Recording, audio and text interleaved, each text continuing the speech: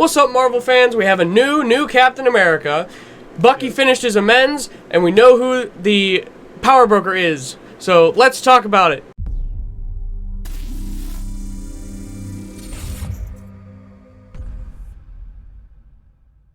Alright, so the series finale of, well, I don't know, it might even be just season finale of Falcon and the Winter Soldier, or as it came to be known by the end of the episode, Captain America and the Winter Soldier. Yes. Not to be mistaken with the movie, Captain Right. America and the Winter Soldier. Mm-hmm. We saw Falcon.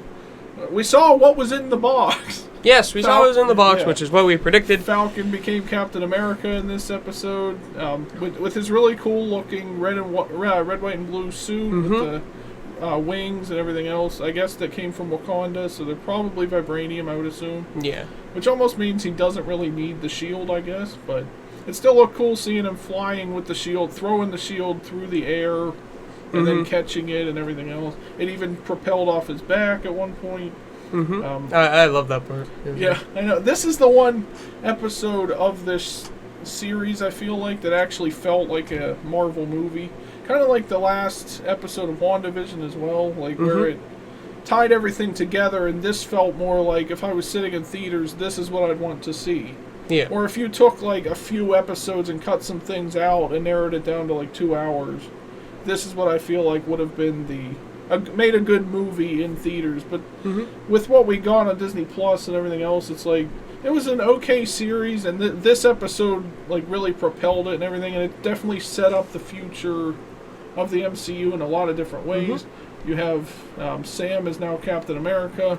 They even kind of acknowledge him as that at the end, like he does this big speech in front of cameras and stuff. I also like that they were asking him if he wanted to be called Captain Falcon. Yeah, Which Super Smash Bros. Let's go. Reference. Yeah. Captain Falcon. And Bucky is still, he's with Sam, so it's not like he went off on his own.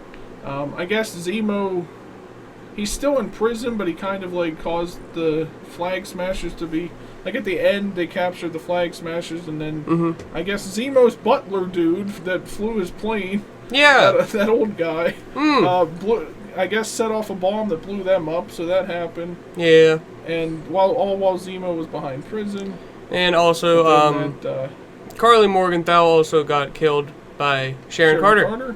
Who, apparently, it turns out, is actually the power broker. Nobody saw it coming. Everybody was saying, we all thought she wasn't the power broker. Well, she is. Yep. For some reason. Now, my theory on this is that she basically, I don't know if they're going to reveal that she's, like, never been, like, she's not actually Sharon Carter, or she, like, took Sharon Carter's identity at some point and maybe killed off the real Sharon Carter. I don't think she's a Skrull. We're not going there. Yeah, let's not go there. There's too many Skrulls in the universe so far. She basically got, like, Sam got her what he said he would do. He got her brought back to the U.S. and everything else. And they, full pardon. Yeah, full pardon and everything else.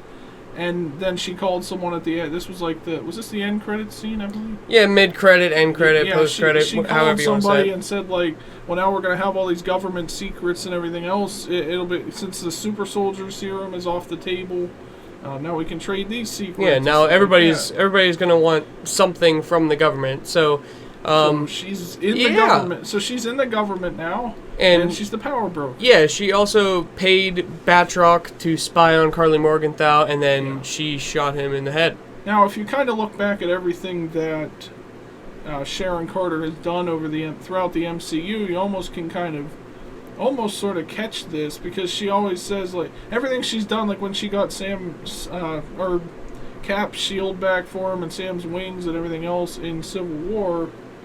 I think she said she has, like, contacts. Yeah, or she whatever. got connections. She got connections. She somehow got it back. Well, this is probably how, because she's been secretly this, like, I guess the power broker for who knows how long, actually. Like, she said the power broker's been here for a few years or whatever, but...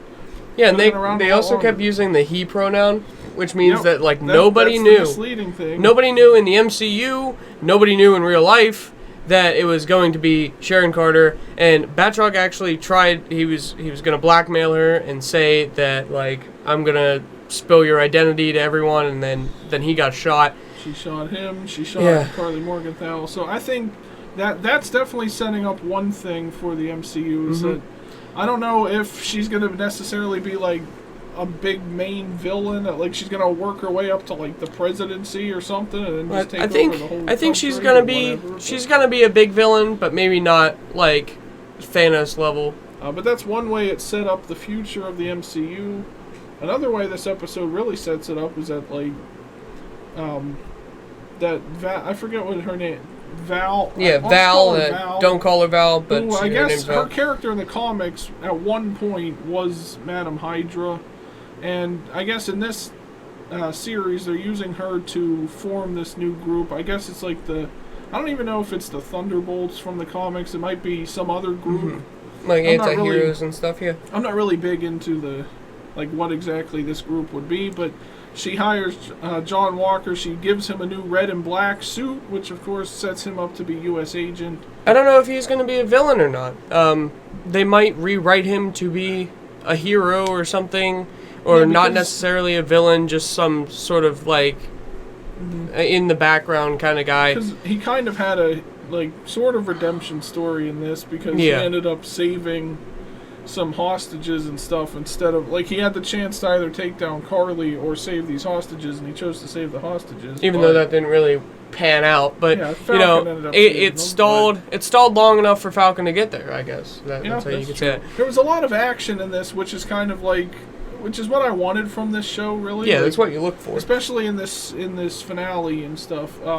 It felt more like the Captain America: The Winter Soldier movie. Yeah, all that action and secret spy stuff, but also a mix of it's still within the MCU. And I do like that the show also, not only did it set up the future of the MCU, it also gave us a glimpse of what life is like following the blimp. The blimp. Yeah, the blimp. Following the blimp. There's a big blip. Yeah, following the blip. And Thanos' snap, because you had the Flag Smashers who felt like everything was better during that time period when it happened, that 5 years. The vanishing. Because people disappeared, so then other people were living in their homes and everything, getting housing and shelter and everything, and then boom, they all came back. Yeah. And now they have to live in their house again. So then these people got kicked out and all this other stuff. So you kind of get that feeling of the madness and chaos that would have happened from everyone coming back, and it almost made us feel like maybe it was better, maybe it would have been better if they hadn't tampered with it and got everybody back. But so it kind of gave you a glimpse of both sides. You see it's good that it's obviously good that the Avengers got everybody back, but at the same time there's the bad side to it where things are happening now, people are homeless, all this other stuff, because they don't have anywhere to go now and everything else. But now, after Sam's wonderful speech about the GRC calling off the vote or whatever, now the GRC is going to use their power for better things. They're going to try and make the world better with what they have rather than switch it back to the old ways. And so they're kind of trying to figure out a they're not trying to do what the Flag Smashers wanted, but they're trying to make the world better. And the start of that, they're kind of making the same amends as Bucky with the world instead of just a couple people. And I like how Sam even brought up that they have the same amount of power that either an angry or psychotic god or even a misunderstood teenager, which of course is reference to Thanos and Carly Morgenthau. Yeah. He said you have the same power that they do. It all depends on how you use it, or how they want to use it. He's talking to the government here and stuff like that. Or the senator, I think, is what it would how do you want to use that power going forward? And so, that it was a powerful speech, one that I'm sure Steve Rogers would have been really proud of. Yeah, and everyone was watching, just everyone was watching John Walker kill that guy. Yeah. The world was watching, and it was something good instead of something bad. And what did you like most about the whole series of Falcon and the Winter Soldier? I like that they brought action back into the MCU, It was definitely a different take from, like, you know, WandaVision, where it was more mysterious and everything. Yeah. There was more action in this one. The storytelling was pretty good. It bounced around in a couple spots, but, you know, it was like, I feel it was okay. like some of the stuff with, like, I know it was all about, like, character building and stuff, but like some of the stuff with, like, Sam and his sister, like, building their family boat and kind of arguing over whether or not they should keep the boat and everything else. I don't know if that needed to be in this series really, but I know it was all about Sam, like Sam's journey to becoming a better person basically and everything else, becoming Steve Rogers essentially. And it was character building, but I don't think those kind of parts needed to be in here. I think it slowed it down. That was definitely very important because they went back there at the end of the series, though. Well, they went back there and was celebrating you and stuff. Just had, like, plus, it's a family relic. Yeah, that like they fought so hard to keep this long, and now they want to keep keeping it. I know, and it does have it goes with family history. Have parallels to, like, you know, they're fighting for the legacy of Captain America in this series. Yeah, and they're fighting for the legacy of their family. I know too. It does have parallels. I feel like either they could have just maybe done less with this, or just like maybe not had it at all. Yeah, I mean, it was important for Sam's character, but we didn't. I don't feel like we needed it, honestly. But was there anything that you didn't like about it? I mean, other than the Flag Smashers kind of being kind of bouncing around story arcs. I mean, it was a really good show, but I just think that the Flag Smashers were. It was weird. It was kind of weird. You kind of lost the like. You can tell. Yeah. There was probably some other plot that they were originally planning and had to change it for whatever reason. But I think they did good at covering that up if there was something else. But it did seem like a little bit here and there. It was weird things that Carly and them were doing that maybe that it didn't even need to be included either. Just some, did Mama Donya even need to be in this? I know. I mean, see, that was important for her character and what she was fighting for. But yeah, I know there was a lot of stuff that really slowed down the action, but I don't feel like if this was a movie, I don't think you would really have any of that stuff in there. Yeah. Maybe the Sam and Bucky boat stuff or the Donya Madani stuff, but other than that, because if you're going to fit it in a 2-hour time span for a movie, I don't think it should have all of that stuff in it. So I feel like that slowed it down a little bit. But other than that, I mean, it was a good series overall. It did good. It didn't stray away from the MCU and leave you wondering. They straight up said it's 6 months after the blip, so which puts it after WandaVision chronologically. So that's good. At least it takes place. We don't hear any mention of Wanda Maximoff either, which is I'm glad they didn't do that. I don't really want. I know it's the MCU, but I don't want to see everything connected. You know? And there were no scrolls in this one like there were in WandaVision. Yeah, gladly. There are too many scrolls already. Well, who knows? There could have been a scroll. We didn't see it, but yeah, I liked it. It's still kept within the MCU. It's not confusing of when it takes place or anything like that.